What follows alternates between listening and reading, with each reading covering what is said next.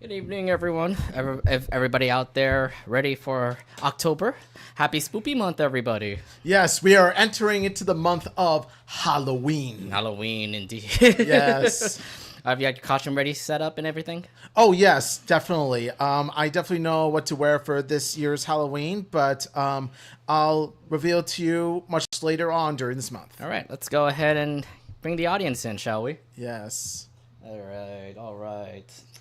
Well, hello, everybody. Welcome to an all-new episode of the Anination podcast. Nate's here, Mead's here. It's October. How y'all doing? Yes. Happy Spoopy Month, everybody, and hope you all are having a fantastic fall, as well as planning to get your Halloween costumes ready, planning some trick-or-treating on your own. Do you even know, like, what you're even going to be costuming as? I mean, like... It's weird because I'm saying cosplay because we cosplay, yeah, but we cosplay. But then people are saying like I'm gonna be dressed up in costume as, so it's a weird like term that the people say. The thing is with cosplayers like us, you know, like there's multiple Halloweens per year as cosplayers. I know, yeah, I know there are multiple Halloweens for all of us because we go to conventions and we all cosplay and stuff like that.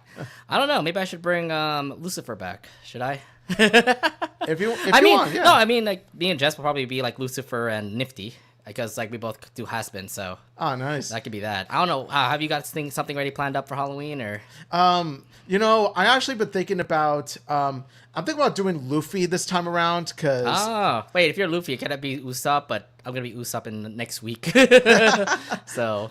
Yeah, man, we could do One Piece together because there was one time we did cosplay One Piece, but different days. I see. But yes, it is October, which means it is time every first Wednesday of the month we are going to do a highlights of what's going to be happening in October. So you're in for a special episode here for the Anination podcast. But let's actually catch up. Mead, how has your weekend been? Oh, my weekend has been pretty chill. Now, of course, on Friday, I had my vaccine appointment, so I got my flu shot on my left arm, and I got my COVID vaccine shot on my right. Okay. And thankfully, there were no severe side effects other than my arms being sore, but that's really about it. Okay. And also, it was a chill Saturday. It was just me at home. I thought you were actually with your girlfriend or something on Saturday.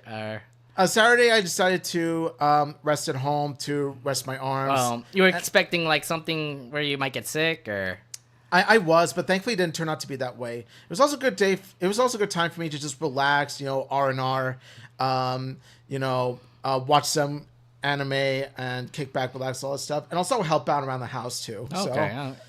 I think it's a good time to catch up on shows because there's a lot of shows happening. Yes. That I need to catch up, and video games need to catch up too. So I think good thing you had a relaxing day. Yeah, we both got this backlog, so we hope to get to them as soon as possible. But what's more exciting is actually football day on Sunday, which we're going to talk about. Yes, because on Sunday we actually met up together over at his local bar.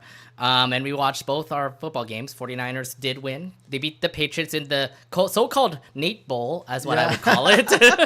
I just wish it really happens at a Super Bowl where I can get to see the Patriots and the 49ers play, because they're both my favorite teams, if you don't know about that. Yeah, but considering how the Patriots are turning out, it may not seem like you didn't pick Patriots in the first run, and you end up getting a strike. Don't mind me. Don't mind me. The surprises of the Patriots are going to be something. But and speaking of Pick'em, I wholeheartedly thank your team for winning that week, because that's the team I picked for that particular week. So. And also the same thing too for your Raiders. Good job. Yes. They beat the Browns. Congrats to them. See, this is the Antonio Pierce's Las Vegas Raiders. Although as of recording, did you hear about the bad news that's happening in the Raiders? Yeah, Davante Adams. Yeah, he's probably gonna leave. He's most likely gonna leave. Oh.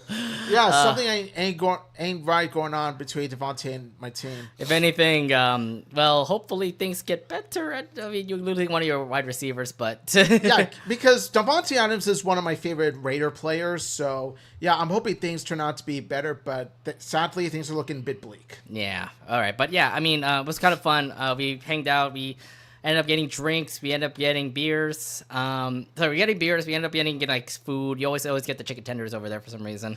But well, yeah, I like chicken tenders are my go-to food ever since I was a kid. So yeah, it's not bad. But either way, it wasn't actually packed. I was thinking a packed house in the bar, but it wasn't. But somehow I was sitting at the Raider side, so they had the big Raider game next to us, and then I had to cheer with the Niner fans who were around. So yeah, and see, that's actually one big advantage we have over you guys, is that we got the big screen treatment. Is the bar a Raider bar before, or is it like an all-around bar? The O'Sullivan's bar is actually mainly a Warrior and Niner bar. Oh, I thought it was a Raider bar before the Raiders went to Las Vegas.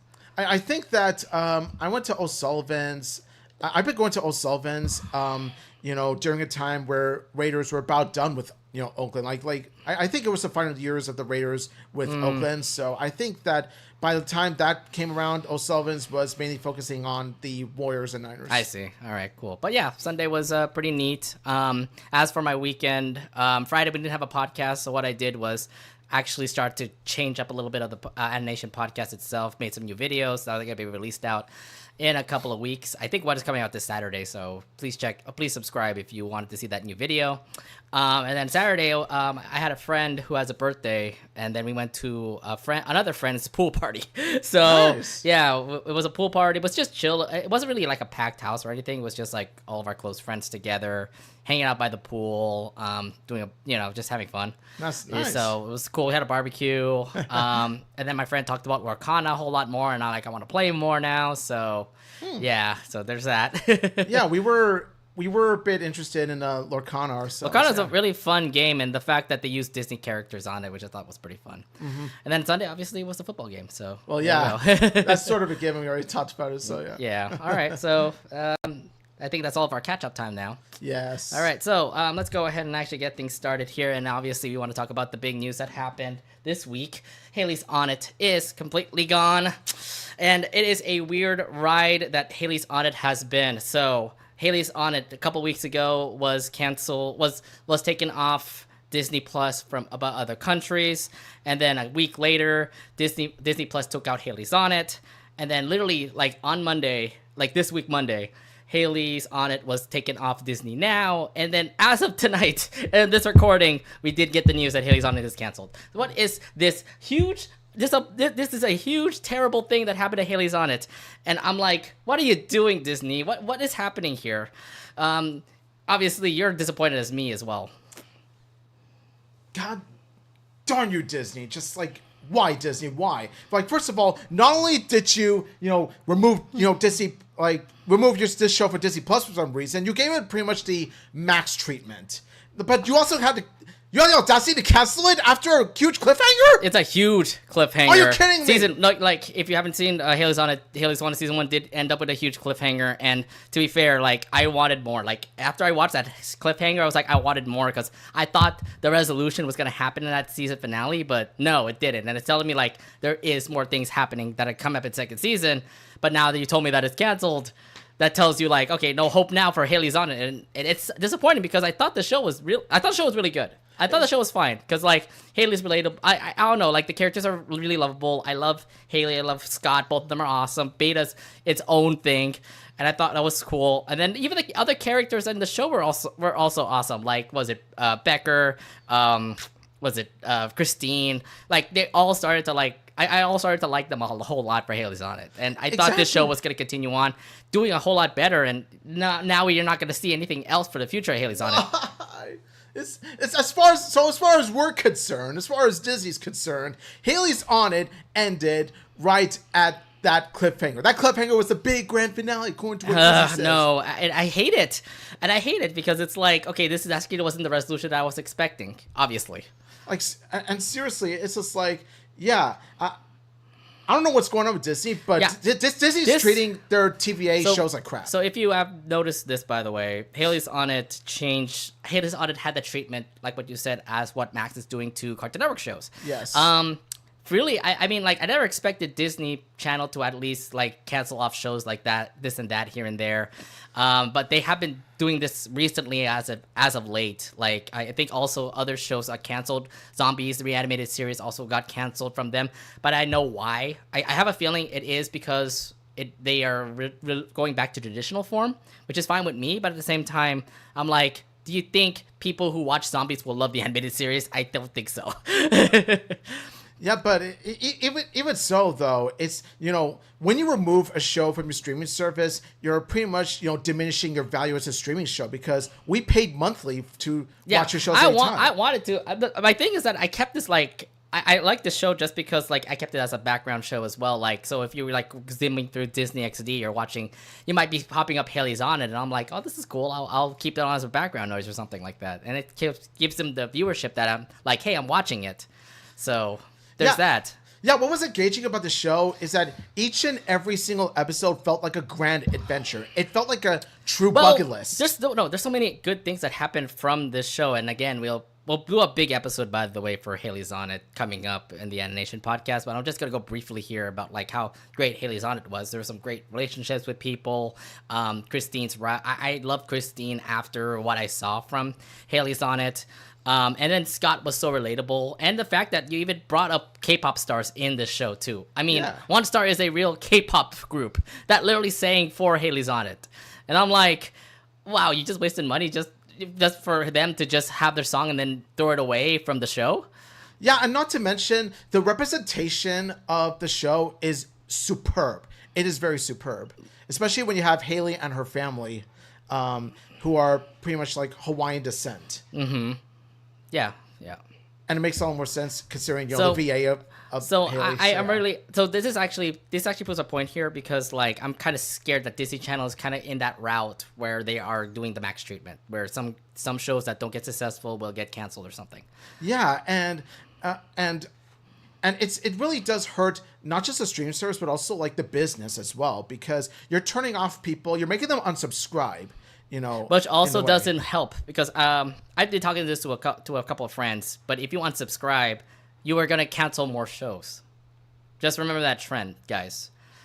Exactly. So yeah, like I don't now. That's why I don't really condone pirating because it causes stuff like this. No, I mean the other thing too is like good luck trying to pirate it because it's. I know you gotta buy it. The only way to actually get this Hailey's on it now is to buy it off like iTunes or other services. Maybe Amazon might actually have it, but you're paying extra from what Disney Plus is pretty much providing you for free.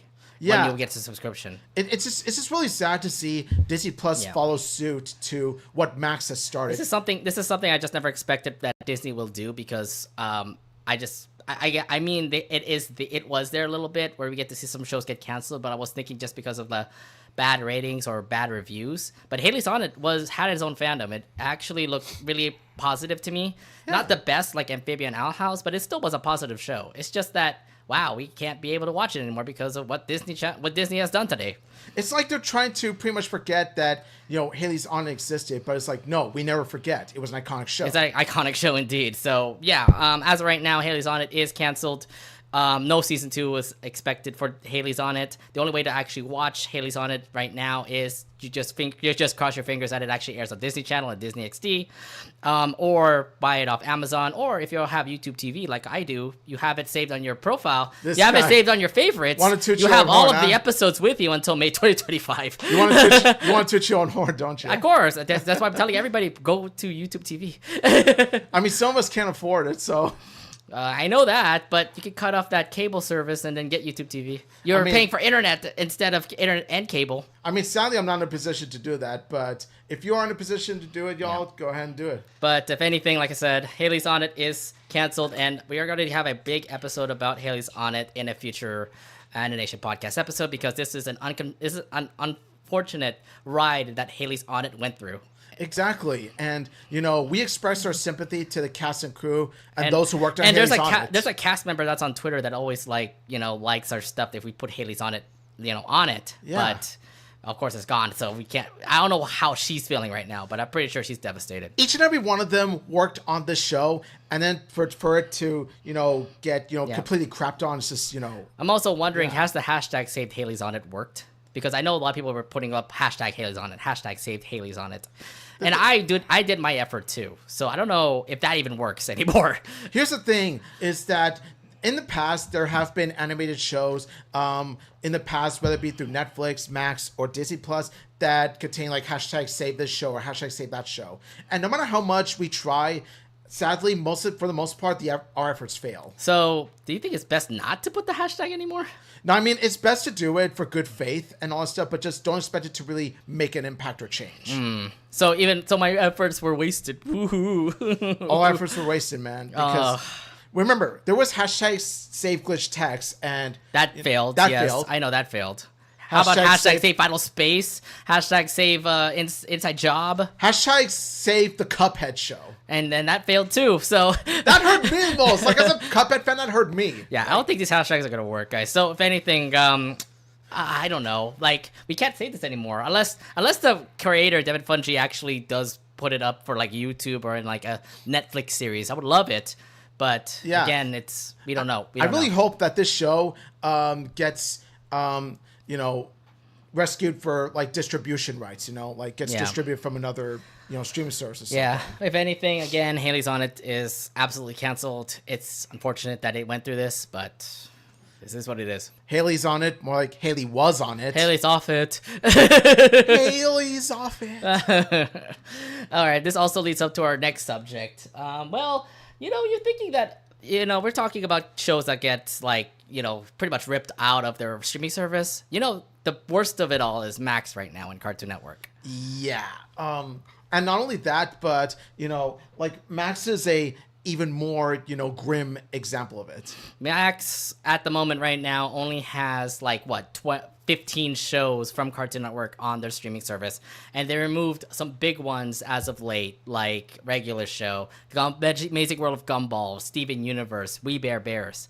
And those are like the pinnacle of the 2010s when you think about it. Exactly. Like, those are what shaped up Cartoon Network in that decade. And, for some reason, Max and that freaking CEO, David Zaslav, decided, nope, scratch it off. Okay, here's the thing about this now. I don't think Cartoon Network is going to exist for long if we're going to continue to take off shows like this for write-offs or something like that. Yeah, unfortunately, because Cartoon Network... Let's be honest, Cartoon Network has been dying for quite some time. I think it's kind of like in its deathbed, just because as of right now, what new shows popped up? Tiny Toons University? Is that it? Yeah. I don't even see new episodes of Teen Titans Go, and that used to be the Spongebob of Cartoon Network. Yeah, I mean, then again, Teen Titans Go wasn't that good anyway, but I do see your point, is that, when Teen Titans Go, even Teen Titans Go's fading, you know that this network is dying. Yeah, I don't understand, what Max is doing, because, with these whole, quote, write-offs that they're doing, they're just disposing all of their shows. It sucks that I can't be able to watch We Bare Bears, on an everyday basis now. I can't watch Steven Universe and rewatch it back in a free service or... free paid it is paid service that I can actually watch it for as long as I want instead of just paying extra for episodes. I gotta pay off that critical debt somehow. because they're still in that massive debt. I get it, they're in massive debt, but this is not the way to do it. Like, what can they do? Make good movies, maybe make better movies, that maybe make an impact movie that will give $1 billion to See, that would take hard work, hard dedication, and not taking the easy way out. Taking the easy way out, like, would be this. And I don't like it. And it hurts because, like, my favorite cartoons are off the channel. Like, I can't see regular show anymore. I can't see Close Enough anymore. It's like... don't get me started on how they treated Close Enough, okay? I loved Close Enough. Like, I was a huge fan of that show. Even more so the regular show, don't at me. Close Enough was pretty much, a show that I needed as a man in my 30s. Yes, and it was like an older version of regular show. Yes, we know that. Yeah. No, and Amazing World of Gumball, and that show is like SpongeBob until Teen Titans Go took over. Mm-hmm. Like, and I thought there was going to be like new seasons of Gumball happening, but if you're taking it off Max, then where's the new episodes of Gumball? Are we going to even continue having good new episodes of Gumball? At this point, I'm not surprised if, we see some sort of news that, Amazing World of Gumball, we planned on making the news episodes, not anymore. Like they're going to backpedal on it. Oh my gosh. No, so the fact is, like, do you go on Max anymore? Because I don't go on Max. The only time I go to Max is when I watch Penguin and Last Week Tonight with John Oliver. So that's pretty much the only time I go to Max anymore. I pretty much go there to watch. You skip the Cartoon Network section. Yeah, I don't even watch cartoons on Max. I just go watch Penguin, which is a solid show, by the way. Last Week Tonight, John Oliver. Sometimes I was watching House of the Dragon. How was that? Is that even good?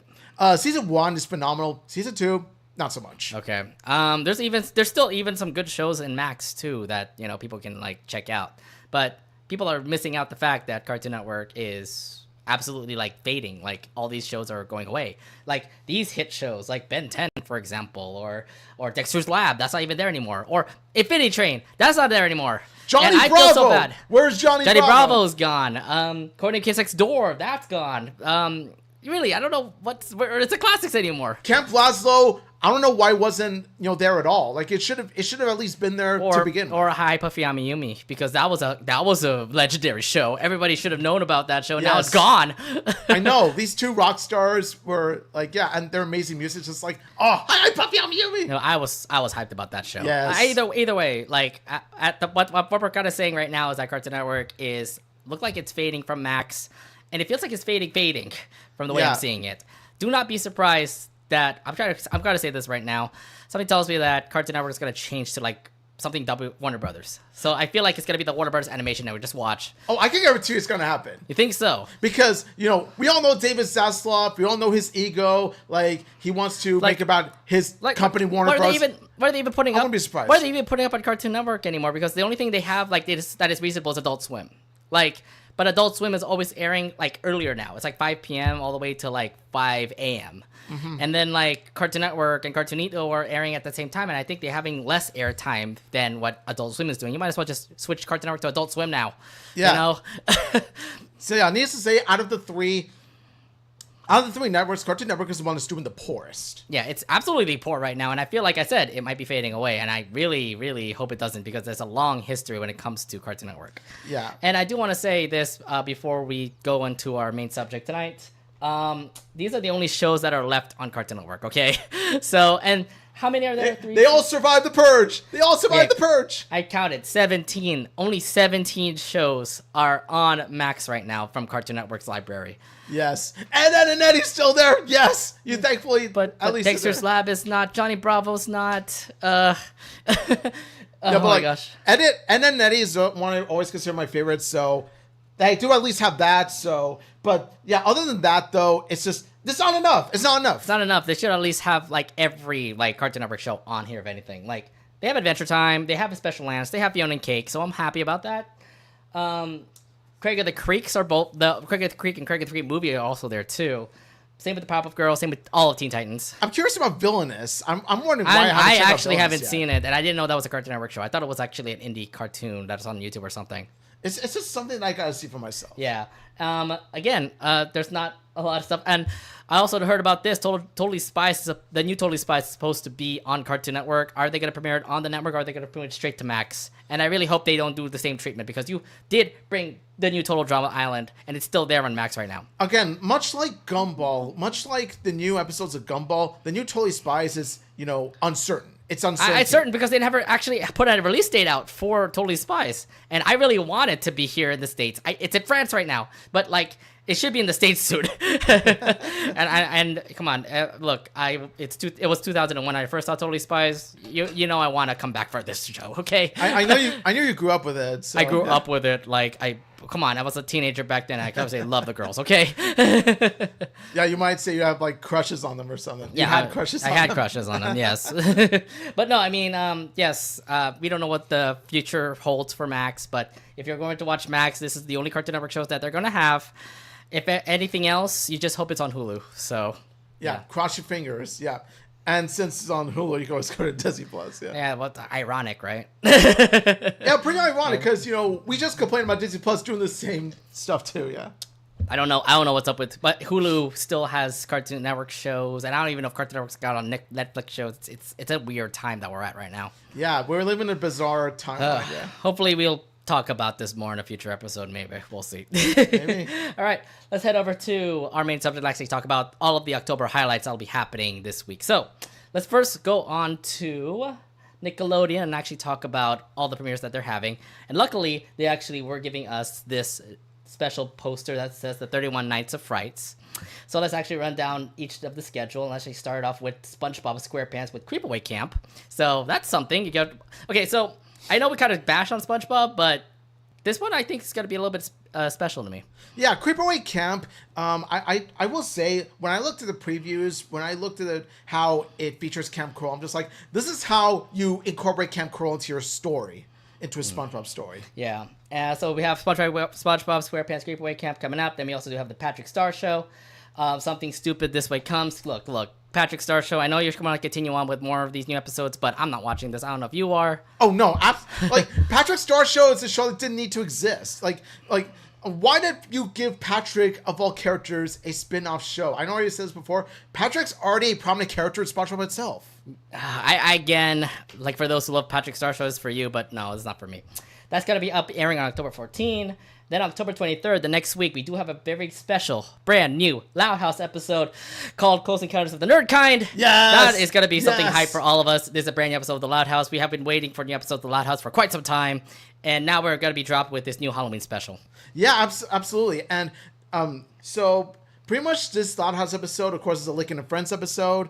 But you also do have the Loud Sisters as well. But again, we'll explain more about it. But I mean, I would imagine you're going to be so hype about this one. Absolutely, because of the fact of how, it's going to be... I'm curious how, I'm curious about... Actually, the costumes would be the best part for me, because you got Lick and Friends who are dressed up in this intergalactic space group, akin to Guardians of the Galaxy. And then you got the Loud Sisters who are dressed up as, many different types of costumes. I think that's the one I'm hyped for the most. Other than that, though, it's your standard Lick and Friends episode, nothing special. And then last but not least, we also do have a brand new show premiering on Nickelodeon. It's called Max and the Middle Nights.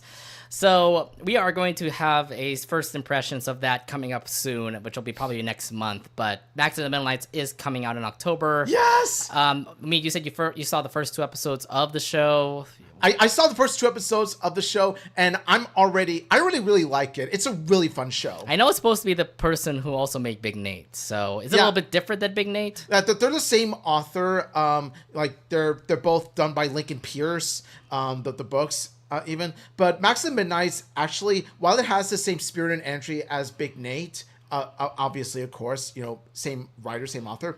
I feel like Max and Midnight's captured me more than Big Nate does, because it's in a medieval time setting, and plus, you've got, a tomboy named Max who pretty much is determined to, fight bad guys and all that stuff. And not to mention the group of friends is just so wholesome and just so enjoyable. Okay, good to know. I mean, I know the first 2 episodes are currently out on Nickelodeon's YouTube, so I need to check that out eventually. Definitely go watch it. Go check it out, man. Okay, but if you want a sneak preview of Max and Middle Nights, go check it out.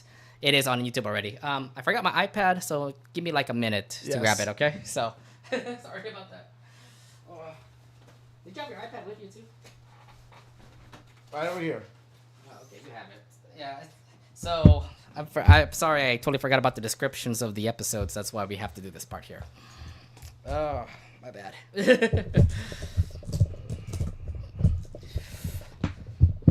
Let's see. You have yours all set up too? All set up too, yeah. This has to load up eventually. There we go. You can use mine. No, you're fine. All right, so let's actually talk about the first show that obviously interested us. It's the Loud House. Loud House Close Encounters of the Nerd Kind, a brand new Halloween special that will be coming out on October 23rd. So the synopsis says Lincoln and his friends are ready to trick or treat, but things take an eerie turn when people around Royal Woods start disappearing. So the plot line is already there. What are your thoughts on how this episode will go? I think that this episode is going to go the monster movie route, where you do see different kinds of characters from a certain city or neighborhood, disappearing of some kind of be eaten up, getting killed or whatever. So something tells me this is kind of like, what was it? The one episode where Lincoln and Clyde were like the only ones left in Royal Woods and they're trying to survive from zombies and stuff. It's sort of like that, but I feel like it's going to go a certain direction. Like they're going to have some sort of monster creeping up on them, whether it be like Friday the 13th or Frankenstein sort of character. Okay. Like the big baddie. Yeah. I'm kind of like really liking this part. I know it's supposed to be like a 30-minute episode, and things can happen where like in the first part you get to see Lincoln and his friends like trick-or-treating and stuff, and then things start to take a turn where it's like, where's everybody at? And then things get crazy where you get to see like Lincoln like creeping up saying, where's everybody? Then you get to see like people being zombies and stuff. So and yeah, that's pretty much where the episode is going to take a turn for a dark turn. And I can't wait to see how that goes because again, we are talking about Lincoln and his buddies. By the way, how do you like their costumes? They look pretty cool, don't you think? Oh yeah, their costumes definitely give me Guardians of the Galaxy vibes. I mean, here's Lincoln like literally wearing like some sort of like 80s garb to say. Yeah. There's even friends of ours from the Loud House fandom who even said it reminds them of Guardians of the Galaxy. The guard. Okay, so that's kind of cool. And I can totally see that, especially with Liam as his tree root. Why is he a tree? Is it freaking Groot? Okay, you're gonna be kidding me? He's definitely the Groot of the group. My god. Liam be like, I am Liam. Oh my god. How about Rusty and sorry, Liam? You said Liam already. Zach. What about those two? I know they're supposed to be like Rangers or something like that, right? I know Clyde has like literally alien hair. Like he has like literally blue hair as a costume. Yeah, it looks pretty styling on him. Yeah. And also Stella's costume's pretty Does it feel like Gamora? Are you trying to say like she's Gamora now? Not really, because she doesn't have the green skin. No, I know, but she's trying to dress up like Gamora. I don't know. It's kind of interesting, but I do love like how this whole friendship setup is going to be. So I can't wait to see how Lincoln and his friends are going to do when it comes to this challenge thing. Yeah, they feel like a legit squad. Like not just an action news team, not just as a Guns Games and Grub group, but also a Halloween costume group. Yeah, like, they have a cosplay group. I know. It's really cool. So again, this is more for Lincoln and his friends, pretty much doing this whole episode. So again though, like we have been doing a lot of Halloween specials. Like how big would this be for a Halloween special? Because we had a lot of Halloween specials for the Loud House. Yeah, like we've had Tricked, and there was also the Loud House of Casa Grande's crossover, which I felt was the best one. I want to see how this fares. Great Lakes Freak Out, really? Great Lakes Freak Out. Great Lakes Freak Out was the Loud House Halloween treat for me. Okay. This one around, I think this might be a little bit special for me. I feel like maybe not as good as Tricked, but probably in like that third level, but we'll see. Yeah. I mean, in order for it to be better than Tricked, it has to have an iconic musical number. And let me tell you, Tricked had an iconic one. Okay. Well, here's the thing. We are talking about Lincoln and his friends, but we forgot about the sisters. Don't forget about the sisters, because they are also dressed up for this Halloween as well. Oh my gosh. Like each and every single one of them have their own costumes. And some of them are even in pairs. Like I see Lori and Lenny as cats, and I thought that was cute. I actually, to be fair, like I get it. Like they're sisters. They're like literally like best friends forever kind of thing. So I do love like Lenny and Lori actually pairing up as cats, and yeah, great to see them again. Great to see Lori again, by the way. Glad that she's back in the Loud House. Yes. Yeah, Lori's back in Boy Woods. And please, no more spooked episodes of freaking golf, okay? Oh, yeah, that one episode. Remember, we all hated so much. Ghosted. So. Yeah, forget that episode. What was that episode? Seriously? I don't know, but thankfully she's back at home, and maybe she'll do a better Halloween episode here. You also get to see Luna and Lynn actually becoming zombies. Luna's a zombie. Yeah, I remember. I also saw that preview where like Luna comes out of a coffin and she's like a zombie too. Yeah, and also there's one part where she loses her teeth. And then she puts it back on. So I remember that part. That part made me laugh out loud. I'm still wondering, like, how Lynn also was a zombie, too. Did they, like, pair up together for them to, scare Lincoln in this case? Because it seems like Luna was scaring Lincoln there. Not only that, but there's also, if you look at Lana and Lola, they're insects. Yeah, they're I mean, like, together. Lola's a spider and Lana's a fly. That I thought was pretty cute. But then you also have those that don't have pairs. So, like, you see Lily back in that werewolf costume, by the way, which is pretty cool. Ow! Yeah, you know that episode, guys, I think. And you also get to see Lucy in a brand new outfit. She's having a skeleton outfit, which is pretty cool. Lucy is a skeleton. She's dry bones. She's dry bones. And then out of all nowhere, we get to see Luann as Mr. Coconuts himself. Now, that is my favorite costume. Luann as Mr. Coconuts is the best one. That one was... out of surprise for me. She gets to represent her ventriloquist dummy. Yeah. So, yes, the new Loud House episode, Close Encounters of the Nerd Kind, comes out on October 23rd. You're going to obviously be checking that out, are you? Oh, absolutely. I'm still a huge Loud House fan, so of course I'll be checking it out. If anything, please put up more Loud House Halloween episodes on Nickelodeon, if anything, because I would love to see Great Lakes Freak Out again. Yes. Or, Tricked again. Yeah, I definitely can't wait to see us, and hopefully we'll get to review it even sometime in the future. Maybe. I mean, we'll see. We might have to bring back the Loud Casa Talks again for this. Bring back Loud Casa Talks, yes. All right. Besides Loud House, let's actually go to SpongeBob because they have this brand new special called Kreepaway Kamp.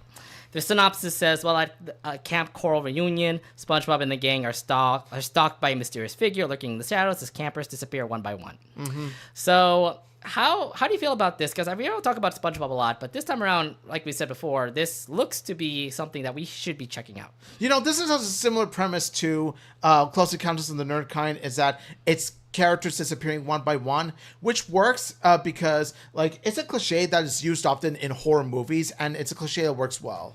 So this is how you do Camp Coral, instead of having its own special its own series itself, right? It didn't need to have its own series. It could have had just have it be a one-off setting in an episode. Because the thing is, it was represented in Sponge on the Run. But the thing is, why would you make a separate episode for it itself? Are you trying to set up the whole thing that everybody from Camp Coral is now a part of the SpongeBob universe in this case? Yeah, not to mention, don't get me started on the fact of Sandy's appearance at Camp Coral was just straight up insulting as someone who cares about continuity. You grew up with the first episode of SpongeBob, and she appeared that was the first time she and SpongeBob met. So yeah, Camp Coral was just blatant insult. Yeah, I think that was kind of dumb, but. It's still, Sandy's still there. She was, part of Camp Coral, and I'm like, okay, fine, we're gonna continue with the Camp Coral run in this case. Yeah. I don't know if we need to actually watch Camp Coral before we actually watch Kreepaway Kamp, because I'm going straight to Kreepaway Kamp and just saying okay, look, every freaking SpongeBob character that is pretty much in this special. You have Pearl, you have Patrick Star, you have Larry the Lobster. Squidward is also there, so and they all were in Camp Coral too. So. How it all correlates for them now being grown up and now getting stolen one by one from this creepy old rundown Camp Coral now. I mean, yeah, it tells you something, right? Yeah, and I like that because when you go to a old camp in the middle of the night, especially on Halloween, it gives off creepy, eerie vibes. So that horror cliche of an old camp. We tell spooky stories, and then it turns out those stories appear to be real, based on the fact of how these characters, disappear one by one. I kind of want to see, how they all got into Camp Coral. If anything, get some flashbacks here. We saw that from the movie Sponge on the Run, but I do want to see like how, for example, other characters got into Camp Coral. Not only that, but I like the fact that it's a wide cast of characters that's going to be in this episode because it gives the characters something to work with. Like they can work off of each other well. Yeah. Like, you know, like them interacting with each other makes some really good laughs. So if anything, this might be a SpongeBob special. I'll check out. So Kreepaway Camp, that comes out on October 10th. Anything else you want to bring up from this before? You know, it's been a while since I've been excited for a SpongeBob episode. I'll be real here. The last time that I actually legit watched a new SpongeBob episode was SpongeBob's birthday. Oh, that was a long time ago. It was and SpongeBob's birthday had so many celebrities. You had David Hasselhoff. You had what was it, Kel Mitchell, and so many other characters. Even the voice actors themselves were in this special. Yeah, you pretty much see SpongeBob and Patrick see the live action version of themselves, and it was just so fun to see. Like, I know it's a newer episode, but there's something about SpongeBob's birthday that was a legit fun to watch. This could be the same case where it's like, you know, it's like every once in a while they come up with a gem. All right. Well, let's see if this is going to be a gem. Again, it comes out October 10th this month. There is another special from SpongeBob SquarePants as well called Snow White and the Seven Jellies. When Snow Yellow is deemed the squarest of them all, the evil Queen Karen seeks to claim the title for herself by any means. What the heck is this sort of special that they're trying to do here, SpongeBob? Yeah, I don't know what it is, but it's definitely not Halloween related. I mean, the closest thing you could get to having Snow Yellow and Seven Jellies be somewhat having Halloween vibes is when evil Queen Karen turns into a witch. That's really it. She might be an old... It's weird because she's the robot. So she might be an old robot or something. She might be a PC. Is that how she poisons SpongeBob? Because I can see Snow Yellow is SpongeBob SquarePants. Come on, guys. And also the Seven Jellies, really. So you're going to have the Seven Jellyfishes. They'll be like... Buzz, buzz. Buzz, buzz, No. buzz, buzz, buzz, buzz, buzz, buzz. No. Are we really gonna hear that? I mean, there are other characters in this. Like, who would be the Prince Charming in this movie, right? I don't know. I don't know, but something tells me that it could be like a, it could be like, gender bend where you have SpongeBob and Snow White, then you got Sandy Cheeks as the prince. Maybe, or maybe Squidward. I don't know, man. This is so weird. I'm like, I didn't expect this at all. I mean, consider the fact that we have seen SpongeBob go gay for Squidward sometimes. There have been times where he's been doing that. There has been times where SpongeBob has been gay for Squidward. It wouldn't surprise me if it came to that. Either way, this is one special I won't be able to watch. I don't think this is going to be really attracting me. I know that this is SpongeBob's like way of like trying to make a good fairy tale story out of this, but but why have a fairy tale episode connected with a Halloween special in a Halloween month? I don't know. It should have been like a November episode, if anything. Yeah. But if you're a SpongeBob fan, Snow White and the Snow Yellow, okay, Snow White, just because Snow Yellow. And I know they're trying to not put Snow White just because of Disney, copyright infringement, right? BS and stuff. Yeah. So Snow Yellow and the Seven Jellies are gonna have a brand new special come out. It's gonna be a 30-minute episode. It's coming out on October 25th. So it's pretty much a retelling of Snow White, but this time around in SpongeBob characters. Yeah. I don't know about this, man. Yeah, I'm gonna be for real though. I'm kind of skeptical about this one in comparison to Kreepaway Camp. I'll watch it for curiosity's sake, but that's really about it. I don't think it's gonna be great. All right. Last but not least, let's actually talk about the other show that also has a new episode this month. Oops, wrong mouse. There you go. Patrick Star's show. Pass. Hard pass. Nope. Immediately he says hard pass on the Patrick Star show. Like, move on. For those who are into Patrick Star show, this episode title is called Something Something This Way Comes. It talks about Madam Hagfish sharing tales of Patron, Pat the Hapless, and Pat Core. I don't know. Like yes, it is as stupid as it sounds. It is as stupid as it sounds. Yeah, but Patron. I don't even know what the Patron means. Like a Patreon? Is that what we're trying to relate here? Or actually, no. I actually heard the name Patron, to be fair. And it's that episode SB129 where Squidward goes to the future, and then he sees future SpongeBob. Don't tell me. I am SpongeBob. Don't tell me we're going to go back to the future because of that now. And then Patrick's like, did someone say Jellybushy? It's like, hi, Patron. Oh, no. Isn't that say Patron? So we have two-headed Patrick? Oh, no. If it's two-headed Patrick, they might be onto something. I'll be like, okay, you got me there. But that's about it. My thing is, like, I would love how do we say this? If they actually did have a reference back to like old SpongeBob episodes, it'd be great if they did that. And I know they do that sometimes, like in Patrick Star Show, they actually refer back to old episodes of SpongeBob. So there's that. But maybe in this case, yes. But then when you have the other two characters, Pat Gore and Pat the Hapless, who are they? Who are they? Who are you people? Unless Pat Gore is like Igor and then he makes a Frankenstein. Who are you people? Yeah. And then you also see like again this little gruesome goober. Yeah, this is a goofy goober, but like this looks like a depressed goofy goober himself. I am a gruesome goober. Yeah, you're a gruesome goober. Oh my god. Yeah. All right, but no, I mean, it's also dumb. Look at Patrick, like literally having his family like in an ice cream cone. I mean, I would say how they all fit in the ice cream cone, but then again, it's SpongeBob cartoon logic. I feel like Patrick Star Show is like kind of the weirdest of cartoon logic in this case. It's the weirdest show to exist because it didn't need to exist because Patrick is already a prominent character of SpongeBob in and of itself. Right. But yes, I mean, look, I'm not gonna watch this. I'm sorry for those who are huge into Patrick Star Show, but not a show for me. I mean, I haven't seen even though like the first couple episodes of the Patrick Star Show. It doesn't seem that attracting. I haven't seen a single episode, and I don't intend to.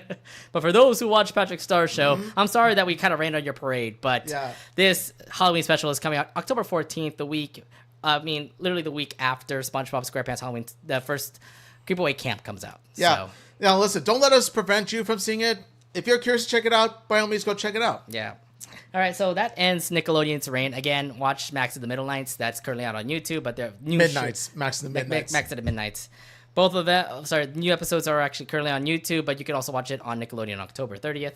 Yes. So that's my little shout out to Max of the Middle Nights. Max of the Midnights, let's go! Midnight, sorry. All right, so let's actually go to Disney Channel side because Disney Channel actually did post up this Monstober must-sees, and it does show a couple of things that are popping up, including the Halloween Special Night, which talks about the brand new Kiff, a brand new Big City Greens, a brand new Primos, and a brand new Zombies reanimated series. Mm-hmm. So, with the fact that you actually saw those, like, how excited are you? The fact that, like, oh my god, all these episodes are going to be coming out at the same day.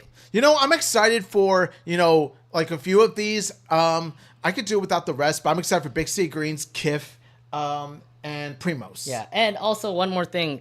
If you saw in the purple there, it says Wizards Beyond Waverly Place is also premiering. I was a fan of Wizards of Waverly Place when you had Selena Gomez and David Henry both there. Wizards Beyond Waverly Place does have David Henry back, but there's a brand new cast in it, and I'm excited about this show. I can't wait to see this. And it also comes out on October 29th. So I mean, I haven't seen Wizards myself, but I do imagine that those like you would be excited. Mm-hmm. And yeah, like if you're excited for it, like you go check it out too. Yeah, I just can't believe like David Henry's growing up and he's raising a family himself now. They grow up so fast. Right? Oh man, yeah, it's crazy. Either way, Monstober is started up on Disney Channel, so let's actually go ahead and break down all the stuff that is coming out on Disney Channel for this month. Yes. Let's actually start off with Kiff, with a brand new special, The Haunting of Miss Gravy's House. Yes. So the synopsis here says, Kiff and her friends haunt a house on Halloween to save it from being sold. So what are your thoughts about it overall when you hear a synopsis of the episode? My thoughts on this is that I'm excited for new Kiff stuff because, I've checked out Kiff myself and it's a feel-good show. Like, it's one of those comfort shows you just go to, and for some good laughs and some good humor and, some likable characters. And, seeing them go into, like, a haunted house is something that's something to behold. So you've already seen, like, some of the commercials on Disney Channel already. And it did show, like, everybody in costume. So you get to see Trevor, Reggie, Candle, Barry, and Kiff. Like, all of them are in the haunted house. They're literally, like, trying to haunt it around. And then you also get this... And then... Apparently, it is haunted themselves. Yeah. So I like that whole premise there, where it's like we're haunting people to get them away from the house, but at the same time, we're getting haunted because there's a real, actual ghost in the house. I like how what we see in the episode is that it's going to have some sort of like spooky, scary twist to where, they get haunted themselves. But I want to touch on Barry because I love the character growth, the character development for Barry, because if you remember the last Halloween episode, he was scared to death of spooky stuff, scary stuff in Halloween. And in this, like, he takes it head on, and it makes me all the more proud of him. If anything, the continuity is there, so which is great. Yeah. But this this is relating to like the old special that we had last year with Trevor's big like Halloween bash. Yeah, that one was also in and of itself a pretty good episode. This time around, I mean, you're having like a group of friends literally trying to scare off people, and I think this was looking to be a fine Halloween episode this time. Absolutely. I expect this to be, a fun, worthwhile, spooky Kiff episode. And also, they have a brand new song in the episode. And to be fair, like if you watch every Kiff episode, they have a new song. Like every episode has a Kiff song. every episode has it, and for the most, if not all, the songs land. Like they hit. Yeah, and I hope they actually put it on like all streaming services like Spotify and Apple Music once it comes out. I think they are gonna do that too. So the sooner the better, because those songs, like not only do they fit well into the episode, they actually get you motivated. Mm-hmm. But yes, I mean, if anything, the new Kiff Halloween special will be debuting on October 16th. Oh, sorry, October 5th on Disney Channel, which is actually coming up this Saturday, by the way. So please check it out on Disney Channel. It'll be on Disney Plus on October 16th. So yeah, so go check it out. You'll definitely have a fun, spooky tale with Kiff. Yeah, for Kiff, like, do you even know like your favorite character in Kiff? I just have Kiff as my favorite character right now. I mean, for now, it's Kiff. Partially because of Kimiko Glenn. I have a Kimiko Glenn bias. That's why, Kiff is my favorite as of right now. But I have to say this, though, like every character in Kiff is like really relatable. So yeah. I actually do like everybody there in Kiff. It's pretty fun. Kendall, like Kendall Fox. Kendall's supposed to be like, it's kind of funny because I thought they had a rivalry with Kiff and Kendall, but both of them actually are friends. So. Yeah, that's what I like about this is that it's one of the shows that goes to show how just because like this rich snooty girl doesn't mean you have to be the rival character for the main character. Right, exactly. Thanks, Andrea. All right, so let's move over to another new episode that's also popping up on Disney Channel. For Primos. Yes, Primos also has... Primos! Have you actually caught up with the show? I haven't caught up yet, but it's definitely one of those episodes where if I do have the time, I'll definitely check out some new episodes. All right. So yes, Primo has some Halloween specials coming out on October 5th as well. And the episode that is Halloween themed is Summer of Hacienda Chills. Really? Hacienda Chills? Hacienda Hills? Come on. It's what they decided to call it.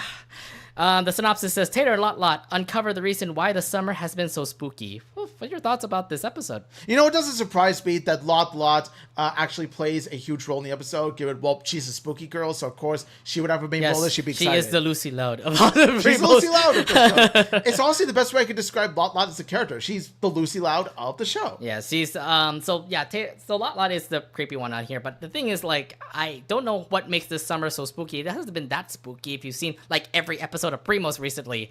So the only thing that's spooky is other with Lot and Tater in this case, because I don't think there are any spooky episodes besides this one. Actually, you're forgetting about the fact there's Lot's doll. Yes, I know. We'll talk about that later. But if you see the commercials, yes, there is like something going on with the tree that they have in the backyard. It seems like it's haunted. The fact that it actually moves itself, and you see the Primos like trying their best to like figure out what the mystery of that tree is. At the same time, I think it's weird because like that's all the commercials I can see from that particular episode. But it's interesting, and I still want to check it out. So. Yeah, hopefully with the evil tree premise, Tater Lot will hopefully get to the root of the problem. Well, here's the thing. Well, here's the thing. All the other Primos were also involved too. Like I see all the other Primos also in this as well. So like you see, like this is the preview episode, preview clip itself. So yeah, they all been shown to have Tater's back. So yeah. Mm-hmm. Oh my gosh. So yes, again, as a Tater and Lot thing, and I know Lot's gonna be really focused in this episode. Mm-hmm. So I can't wait to see this one. Yeah, same here. So anything else you want to bring up before we go to the next episode of Primos? Yeah, I just gotta say, so far around Primos is an okay episode. I just hope that this is definitely one of the better ones. Hopefully. I think it will be. I have a feeling this Primos episode is going to be good. All right, next up, there is also, it's apparently a 15-minute episode, by the way, for this one. There is also another episode that's also happening in the same block. It's called Summer of Los Spots. Tater wants payback for being Gordita's lab rat. So it's a Gordita and Tater episode. Your thoughts on this one?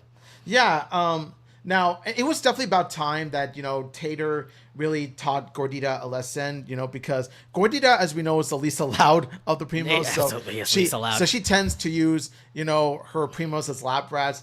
And something tells me that Gordita might push Tater to a point where she would want revenge on her. But we don't know what she would do to Tater. This is an episode where I feel like Gordita has been like using Tater a whole lot, and since she's a younger sister, she's kind of acts like a younger Primo to Tater, but then Tater still is like, you know, the way I'm thinking about it is kind of like Lincoln and Lisa. To be fair, like just think of Lincoln as Tater and like Lisa as Gordita. Yeah, but they never had an episode where Lincoln wanted payback for being no, Lisa's exactly. iPad. So this is absolutely a different kind of twist that Loud House never done, because like Lincoln is the bigger brother, so he will say like, okay, sure, I'll be your guinea pig anytime, blah blah blah. But Tater in this case is like, okay, I think I've been hurt way too much. Gordita, pay me back or something, you know? She has more of a spine than Lincoln does. That's the thing. Yeah, and I kind of see that in her, to be fair. Like, she has that attitude. Like, you know, she might be a 10-year-old kid too, but yeah. Well, I mean, here it is for good reason though. Like, she wanted the summer to herself. She wants her privacy, but you know, all the Primos invade the privacy. So I can see where it comes from. Mm-hmm. So yeah, I mean, I believe both episodes are going to be looking great. So yeah, can't wait for the new Primos Halloween specials. Oh yeah, Primos. Oh yeah, Primos. That sounds. Did you see the new T Sisters? Theme song takeover? Not yet. Oh my god, you have to. The way they sing it, it's actually pretty cool. Yeah, I gotta check it out. They didn't say Oye Primos, they say the T Sisters. The T Sisters. Okay, you got me curious now. Yeah. Like I'm not that deep into Primos yet. I've seen several episodes, like it fine. I'm just not there yet. All right. So let's move on to the biggest special that we think is going to be fun to watch, and that would be wrong mouse. Big City Greens. Bingo bango. And it has been a while since we've seen new episodes of Big City Greens, so let's talk about their Halloween special coming out on the same date, on October 5th. So there are going to be 2 episodes in this 30-minute block. First up is Fortune Teller. This episode synopsis says, Cricket tries to avoid a fortune teller's menacing prediction that he is going to get a stinky slap. So what are your thoughts when you hear about that? There's not much to say about this episode. Is that I know the direction that it's going to go. You know, Cricket tries to avoid the menacing prediction like throughout the episode, and it turns out at the end the prediction wasn't real or something like that. I don't know. It's just but something tells me that he will get a stinky slap, like literally like in the last second of the episode. Yeah, but who will be the one to give him the stinky slap? Something tells me it might be Remy or Tilly or Gloria or. Wouldn't be surprised if it was Bill. It'd be funny if it was. Why would you slap your kid like that? Ooh, bad dad. No, but then like I would imagine like this is something like as much as Bill loves cricket gets on his nerves. So something that he has been wanting to do. It said stinky slap, so something tells me it could be a skunk again. You know, it said stinky, so I was feeling like maybe a skunk sprays him again. Could be, but yeah, like as for the episode itself, it is quite predictable, and it's something that I'm not that interested in comparison to the next episode we're talking about. But it is a Big City Greens episode, and I kind of want to see how things are. I mean, I'm glad. If anything, I'm glad to see the Greens again. It's been a while since the movie came out. Okay, I know. So, Space Station was awesome. Space Station was a really good movie. We have to review that eventually. Absolutely. We have to review that, and then of course, yeah. I mean, everybody probably have seen. You all have probably seen Big City Greens Space Station by now, right? Please tell me you have. If you haven't, then I'm sorry. Then avoid the episode when we ever do it. So, no, I mean, I can't wait to see everybody back again. Remy, Cricket, Tilly, Bill, Gloria, Nancy, was it Alice, and everybody who's pretty much a Big City Greens. Absolutely. Especially my beloved Gloria. Oh, my Wonder if Gloria's going to be in these episodes. That's the question. Gloria's coming back. Well, maybe not Fortune Fell, but hopefully next episode. In the next episode? All right, yeah.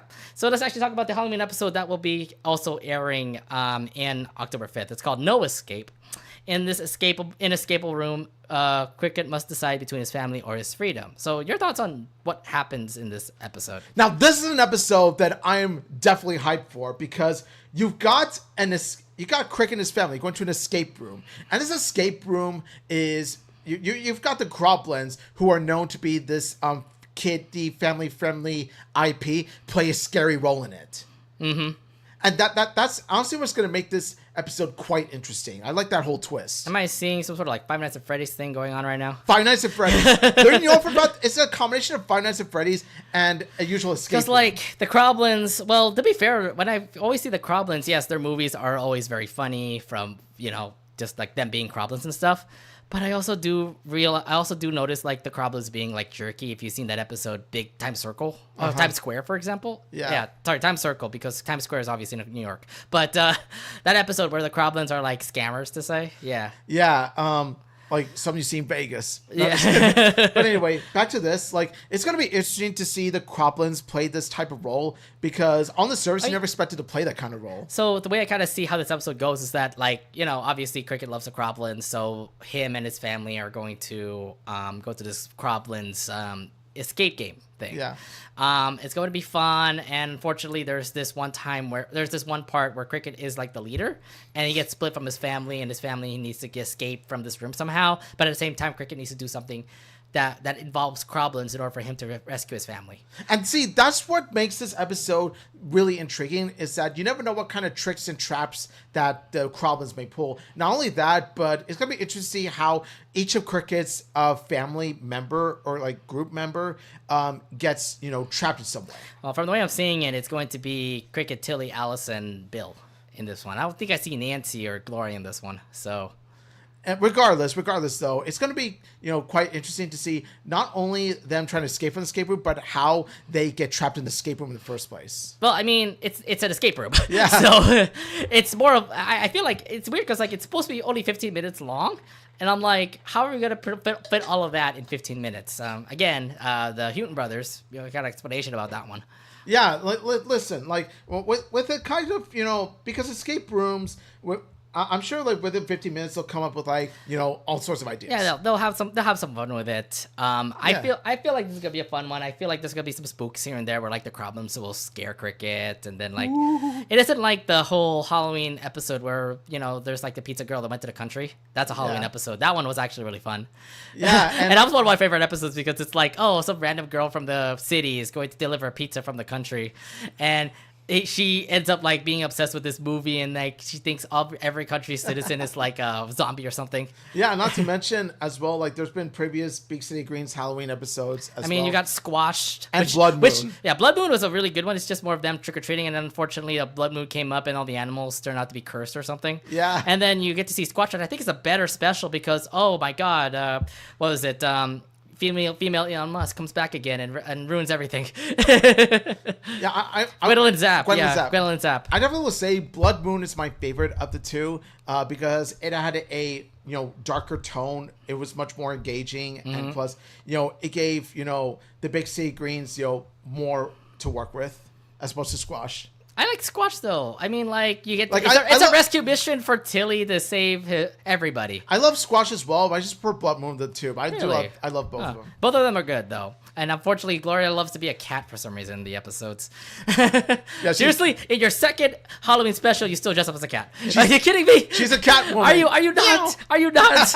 Do something more than that. I mean, at least all the other characters changed their costumes. I mean, what you want Gloria to be a dog this time? No, like something else. Maybe a zombie herself. I don't know. I don't know. Like you know, she always looks pretty. She always looks attractive as a cat. Oh my god, you and your simping for Gloria. I swear to God.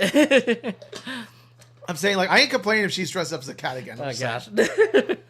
Well, either way, on October 5th, two new episodes of Big City Greens are coming out, including the Halloween episode No Escape. Please check it out.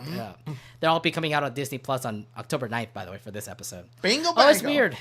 So Big City comes on October 9th, and Kiff on the 16th, and Primos on the 23rd. That's a weird schedule that they do.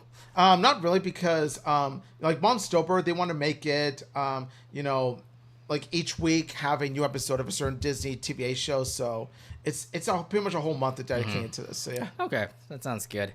I do like the whole Monstober thing you guys are doing. Great job, Disney Channel. I don't know why you ended up giving us like the scary news that Hailey's Honest gone. I know. Like that is scary in a bad way. I always hope Disney Channel improves.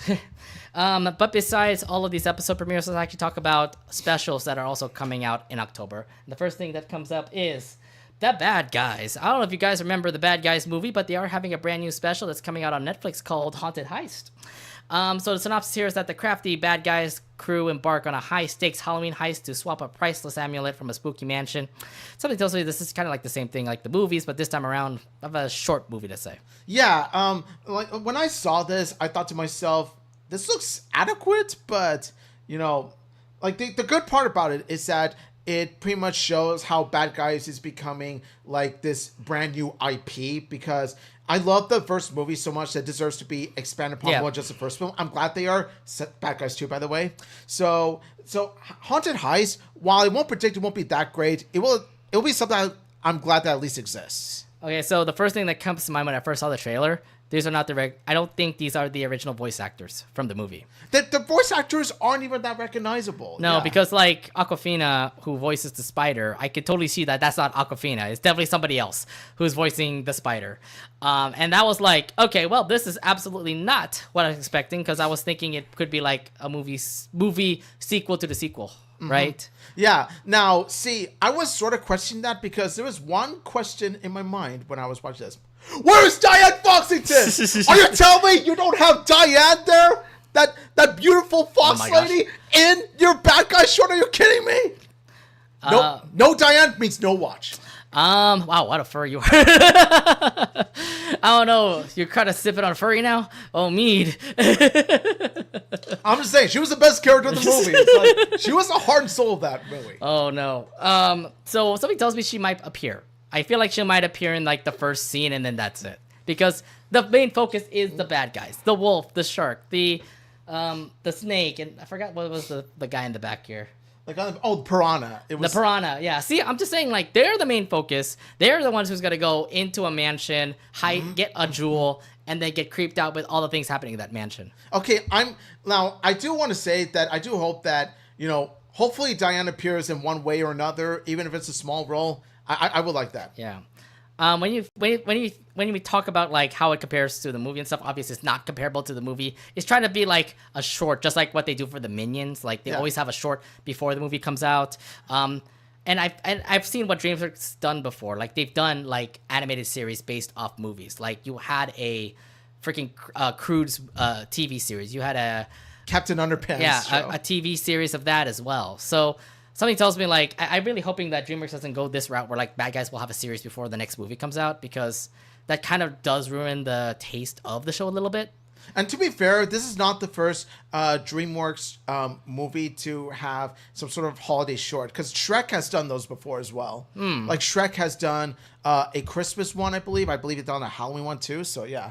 So you're telling me, like, it's being as big as Shrek in this case? Oh no, not nearly. Because like, at least not yet. I don't think I saw How to Train Your Dragon actually have like specials like that. Or I'm trying to look back at like other DreamWorks films that they've done. I mean, other DreamWorks IPs have done holiday shorts like this and some Christmas shorts like this before. But I'm saying like between this and the upcoming sequel, Bad Guys is looking to grow bigger. So again, this looks so different. It's not the same as expected from the movie, but it's only like what, a 30-minute to an hour special, so it's not going to be like DreamWorks' best work for Bad Guys. I mean, obviously they're putting up all the money for Bad Guys 2, which is coming out later on sometime in the future. But if anything, I think it's just something for them to say like, hey, we still recognize Bad Guys. Enjoy this like treat for your Halloween special. Yes, yeah, like it's a treat for us to watch them do also sort of tricks. So, like their trick is our treat. Indeed. So yes, the Bad Guys Haunted Heist Halloween special that comes out on Thursday, actually tomorrow, as we're recording this right now. Yeah, so I might watch it tomorrow, get my thoughts on it. Yeah, but you might tell me about that, because I'll be like, I'm not really interested, to be fair. I'm really like 50-50. Like, at least give me the movie. If it's the movie is fine. It's just more like a special like this. This is kind of more towards like not my age group. Yeah, I think the special is more like if you're in the mood to watch Halloween related stuff. Right. So there's that. Okay. So yeah, Bad Guys Haunted Heist comes out tomorrow as we're recording, but it does come out on Thursday, October 3rd. All right. Last but not least, let's actually talk about a brand new movie that is coming out this October, and it is called Piece by Piece. Yes. So this is a brand new Lego movie. Obviously, you can see this character all in Legos, but if you haven't noticed, this is actually the hit singer Pharrell Williams. So Pharrell Williams, Lego and Focus Features talked to Pharrell Williams, and Pharrell Williams actually made this idea where he wants to have his own biopic, but this time in Legos. Yeah. What are your thoughts about that idea? like to have some sort of like biography, but in Legos. Like, this is actually a really intriguing idea. Like, I've always wanted to see a Pharrell Williams biopic. I like his music. But, like, it's an interesting take on how they're going to approach it. Like, they're going to give it this Lego movie style I mean, type of story. it is obviously Lego movie from the way I'm seeing it. And like, the Lego Pharrell Williams movie. And I'm going to say, I'm all for it. yeah. It makes it even better. Look, his things like Pharrell Williams, like, has been a part of our music for quite a long time to say. I mean, we listened to... Drop It Like It's Hot by Snoop Dogg and him. I'm up all night to get lucky. Yeah, Get Lucky with that punk and him.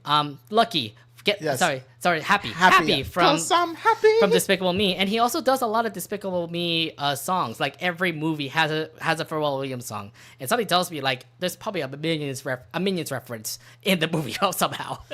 Oh yeah, I wouldn't be surprised if it is. Well, here's the other thing too. I've said this before that it's Focus Features who's going to be making this film with Lego. But if you remember before, it used to be Warner Brothers with Lego. I know. So what made the change from them not actually making it a Warner Brothers film instead of a Focus Features film? I think it's it all goes back to now of course we've seen the Lego movie, Lego Batman movie, Lego Ninjago movie, all under Warner Brothers. But then there's this sort of like deal that broke, or Warner Brothers didn't want Lego anymore. So to be fair, Warner Brothers has been on kind of in a bad mood right now. They're kind of in a bad state right now that they had to like throw away some IPs. So then Lego movie was now under Universal now. And now they're under Focus Features now. So is it Focus Features like a Universal brand? I don't remember. Focus Features, I'd have to look more into it, but I feel like it's its own company itself, because I know like there's some that are like underneath like big layers. Like for example, 20th Century Studios is under Disney. Yeah. So I don't know if Focus Features is under Universal in this case. That's something to look at, but for now, let's focus on the movie and how hyped we are about it. But yeah, I mean, have you seen the other Lego movies before? I mean, you've seen the Lego Movie 1 and 2. You've seen the Lego Batman movie. I've seen Lego Movie 1, Lego Movie 2, and the Lego Batman movie. The Lego Batman movie is my favorite of the three. Really? Not even... Well, one I think was pretty good because it also did set up the whole thing about how a Lego movie was going to be. Lego 1 movie, I loved. It was fantastic. Lego Batman movie, though, like, hit me more. Like, it would definitely resonate with me more. Oh, just because, like, Batman is always lonely and one needs friends? Is that what it is? Yeah, they actually somehow made... They gave Batman a comedic edge, like, voiced by Will Arnett, and they made it effectively work. It did work, and to be fair, like, it's cool to see like a Lego Batman adventure like that, and the fact that the effects of the animation for Legos actually works out. So, and plus the Batman meta humor is what carried the movie. Yeah, and the humor in that is also pretty sick. Yes, I ship Lego Batman, Lego Joker. Let's go. Oh god. But now taking that big leap from the Lego Batman movie all the way to piece by piece, like that tells me like what happened in between. That they didn't have a Lego movie for afterwards. They've had Lego like collaborations with like Star Wars, for example, but they never had a Lego feature film ever released in theaters until now. Yeah. And I'm like, what took them so long? Was it supposed to be the animation? Was it because of the Warner Brothers deal like breaking off from Lego? Because something tells me like I think Pharrell Williams was just setting this up immediately. It's just more like, when can we plan this up? When can we get this animation done? And at the end, they finally released it out. I think many years after the Lego Batman movie came out. Mm-hmm. Yeah.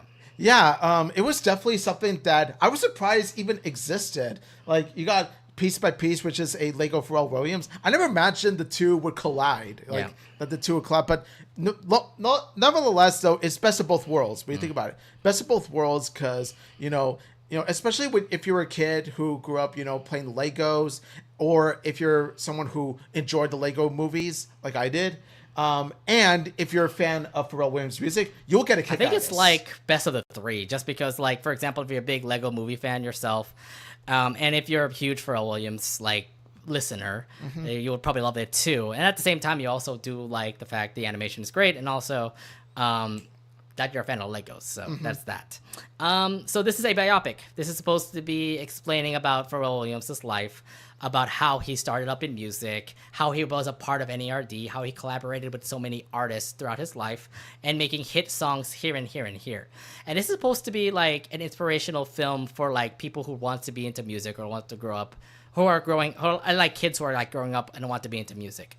How do you like that whole idea for Piece by Piece?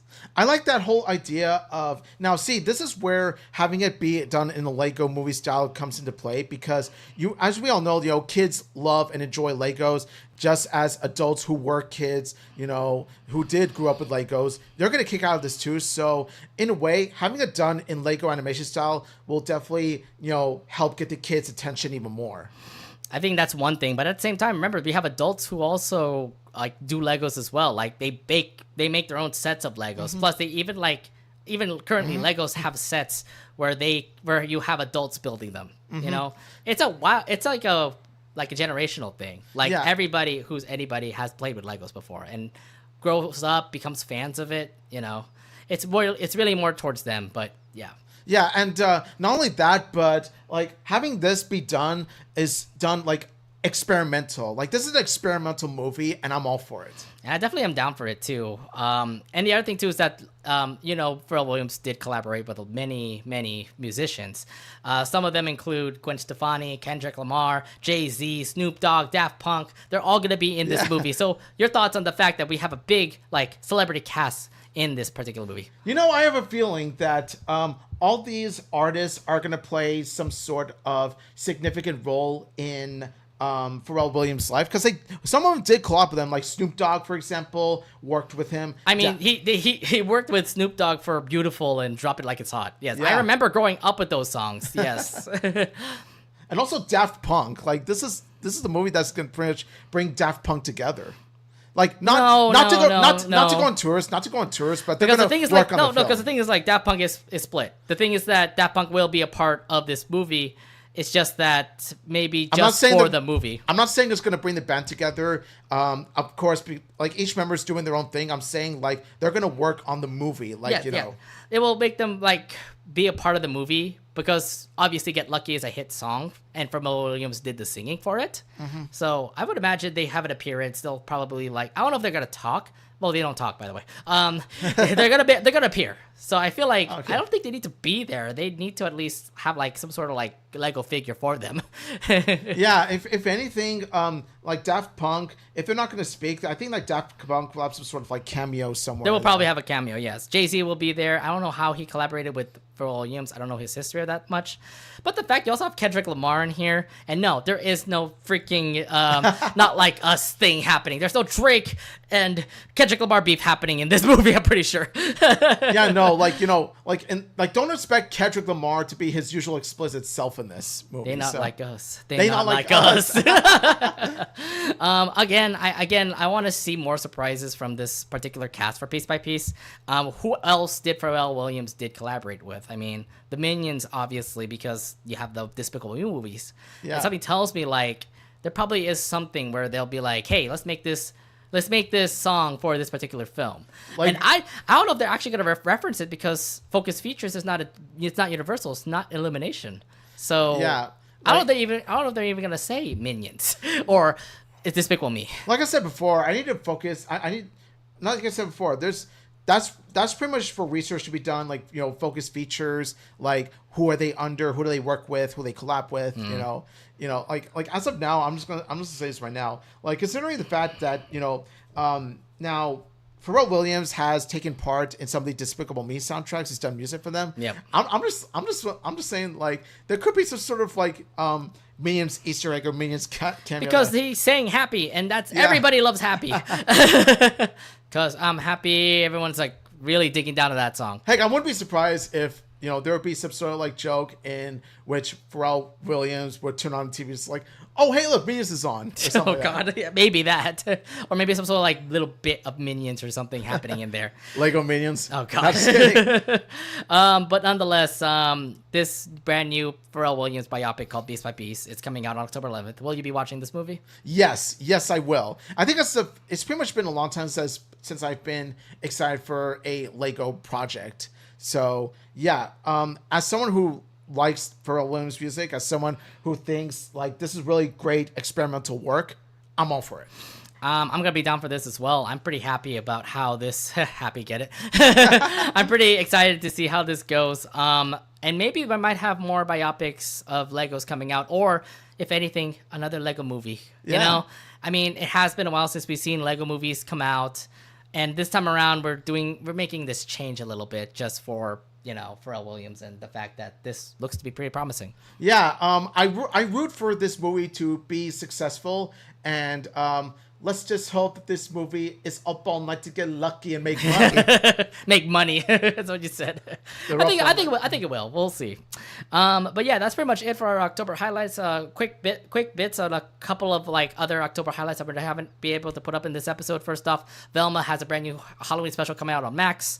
But we don't talk about that. Yeah, obviously we don't want to talk about that. Now, see, there's a reason we left it on in the first place. We just don't want to talk about it. That comes out, I think, this week as well. So, again, go to Max and figure out where that is. Any other big things from October that we can also talk about?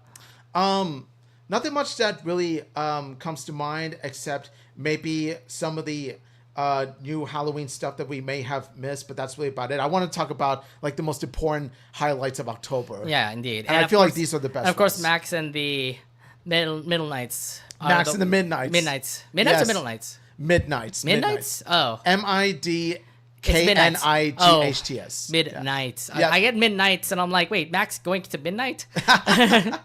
Yeah, no. It's the title does sound like it is going to be that, but no, it actually is more epic than what it seems. Okay. So those first two episodes are going to be are already fire as it is. Yes, they are. Okay. I have to check it out, and hopefully this will become the next Nickelodeon show that is going to make it popular again. Make Nick popular again. We'll see. See, I'm rooting for it for success because we want more variety from Nickelodeon, because I am not happy with the way they're treating A New Wish at all. Oh, speaking of that. That's no We're subject for second another season. day. We're second season. See, that's another subject for another day, but yeah, Nickelodeon, if you do to New Wish what Disney did to Hailey's on it, we're not worse. Oh, please don't let it be canceled immediately. I mean, it's a Fairly Odd Parents brand. It's a Fairly Odd Parents IP. It has to be successful. It's a Fairly Odd Parents IP post the original show. It's actually good.